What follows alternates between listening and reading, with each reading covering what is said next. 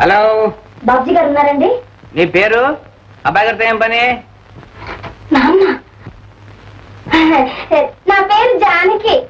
అబ్బాయి గారు, అబ్బాయి గారు. భాగ్యం నీకేం పోయే కాలమే, పేరు మరిస్తే గొంతు కనిపెట్టలేను అనుకుంటున్నావా? Hello, Babji speaking. నేను భాగ్యాన్ని డియర్. మా సైందవుడు ఉన్నాడు అక్కడ. ఓహో, మీ నాన్న అలా లోపలికి వెళ్ళాడులే. అబ్బా, రక్షించాడు. ఇల్లు కదిలితే చాలు చంపేస్తానని కాపలా కాస్తున్నాడు బుల్డాగ్ లాగా. నేను ఈ జైల్లో ఉండలేను, నన్ను తప్పించు డార్లింగ్. హాసిని దుంపదేగా, ఆడకూతురికి ఎంత సాహసం. ఎవరయ్యా ఆడకూతురు? ఎవరో అమ్మాయి అబ్బాయి గారికి ఫోన్ చేసిందండి. అబ్బాయి గారికి ఎవరో అమ్మాయి ఫోన్ చేసింది. ఏమిటయ్యా ఈ విధవ మళ్ళీ ఏదైనా ప్రవ్యవహారంలో పడ్డా ఏమిటి? హలో, ఏం మాట్లాడం? నా మీద కోపం వచ్చిందా డార్లింగ్?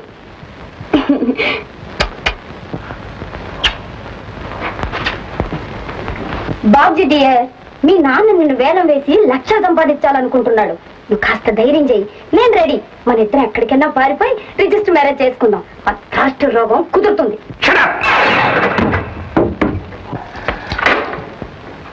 ఏమయ్యా చలపతి, ఈ ఫోన్ చేసింది మీ అమ్మాయి కదా?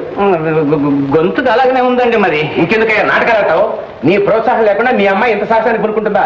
మా వాళ్ళకు వెరివాణి చేసి వల్ల వేసుకుని యాక్టంతా కాజేయాలనే ప్లాను. అయ్యా అయ్యా, అన్యాయం మాటలు అనకండి. మీ అబ్బాయి చేసిన దానికి నన్ను నిందిస్తే లాభం ఏమిటండి? పైగా మా అబ్బాయి చేశాడంటున్నావా? సరే, అది తెలుస్తాను. రే బాబ్జీ, బాబ్జీ! ఏమండి, ఏమిటండి అప్పటికప్పుడు? ఊరుకోవే. రేయ్, రేయ్.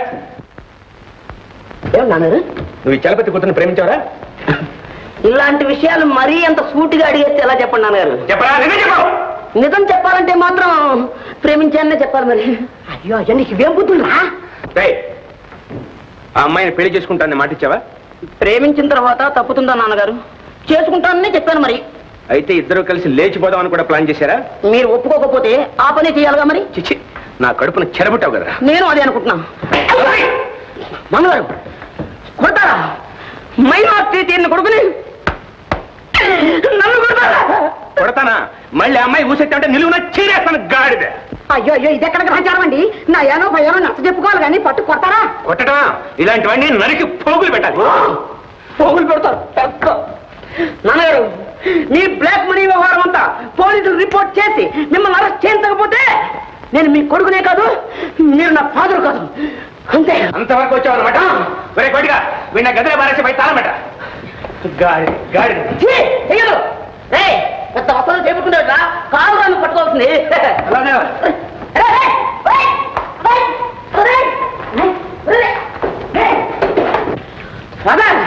ఇప్పుడు చూపిస్తాను తర్వాత.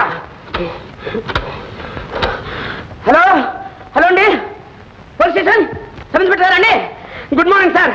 అయ్యగారు, అబ్బాయి గారు నిజంగానే పోలీస్ స్టేషన్ ఫోన్ చేశారు. కొంప మునిగింది. అయ్యా, మన ఇంట్లో ఉన్న బ్లాక్ మనీ కాస్త పోలీసులు కంటపడితే.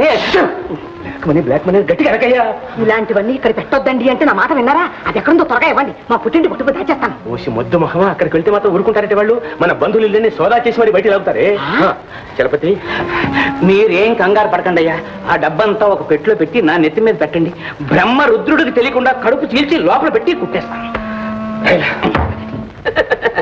ఇక చూడాలి మా నాన్న సంగతి.